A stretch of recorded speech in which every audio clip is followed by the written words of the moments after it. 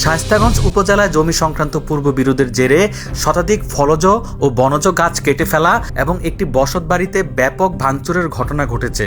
এতে এলাকায় উত্তেজনা ছড়িয়ে পড়েছে।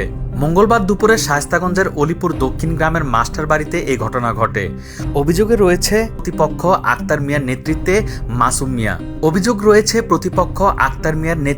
মাসুম মিয়া, রবিউল আলম সাগর, নাসরিন বেগম সহ সংঘবদ্ধ হয়ে ভুক্তভোগী আলফু মিয়ার বাড়িতে হামলা চালায়।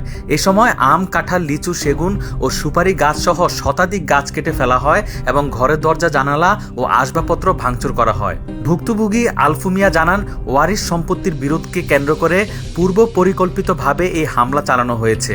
এতে তার প্রায় 8 থেকে 10 লাখ টাকার ক্ষতি হয়েছে বলে দাবি করেন তিনি। প্রতিপক্ষের সাথে আমার দীর্ঘদিন ধরে আমার ফৌজদারি মামলা জায়গা বাসা নেওয়া চলছে এবং এরা একদল দুষ্কৃতী লোক আসিয়া এর মাঝে ছিল আপনার 1 নম্বরে মাসুম, 2 নম্বরে সাগর, 3 নম্বরে আক্তার এবং 4 নম্বরে আক্তারের মেয়ে বিউটি বেগম।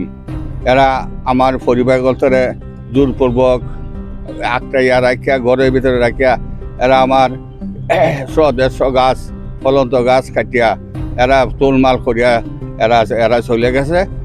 এরপরে থানাওয়ালার কাছে খবর দিয়েছি, থানাওয়ালাও আইয়া সেরিয়া এরা নিজেরাও দেখছে। আমরা বাড়িতে ছিলাম না, প্রতিপক্ষ আমাদের বাড়িতে আসিয়া আমাদের মেয়ে ছেলেরে এবারে জিম্মা করিয়া আটকাইয়া তারা জোর দরবস করিয়া আমার প্রায় 100 গাছ কাটিয়া এরপরে এমনকি আমার ফাঁকঘরও তারা ভাঙচুর করছে।